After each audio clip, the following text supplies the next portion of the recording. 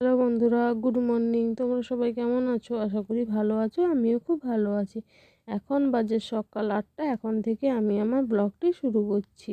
বন্ধুরা, এখানে আমার দিদির ছেলে আর আমার ছেলে মিলে সোয়েটার টুপি সব খুলে দিয়ে তারা বদমাশি করছে, দুষ্টামি করছে। সারাদিন তারা দুষ্টামি করে। বন্ধুরা, এখন বাজে সকাল 9টা। এখন আমি চান টান সেরে ছাদে এসেছি রোদে তোমাদের সঙ্গে গল্প করব বলে। এখনও আমার খাওয়া দাওয়া হয়নি।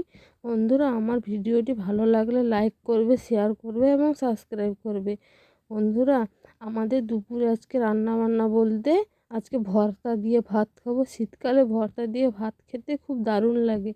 তাই আমি মাকে বললাম, শীতকালে ভর্তা দিয়ে ভাত খাবো, তাই তুমি সিমের ভর্তা, আলু ভর্তা, বেগুন ভর্তা আর ডিম ভাজা বানিয়ে নাও। তাই মা ওদিকে রান্না বান্না বসিয়ে দিয়েছে। আমি নিচে গিয়ে তোমাদের সঙ্গে সিমের ভর্তা শেয়ার করব। বন্ধুরা, এই যে মা সিমের ভর্তার জন্য সিমগুলো নুন দিয়ে সিদ্ধ করে রেখেছিল, আমি এখন এগুলো শিলনোড়াতে বেটে নেব। ধনেপাতা, রসুন, কাঁচা লঙ্কা দিয়ে বেটে নেব। এগুলো একসঙ্গে সব বেটে নিচ্ছি। তারপরে কড়াই গরম করে কালো জিরা ফোড়ন দিয়ে এর মধ্যে এবার সিম বাটাগুলো দিয়ে দিব।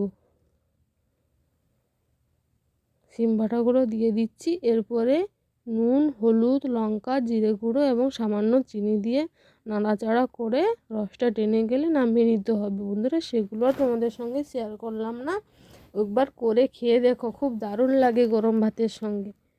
সিমের ভর্তা, বেগুন ভর্তা, ডিম ভাজা, আলু মালা। দেখেছো বন্ধুরা, কারা কারা খাবে? চলে আসো, সবার নেমন্তন্ন থাকলো আমার বাড়িতে।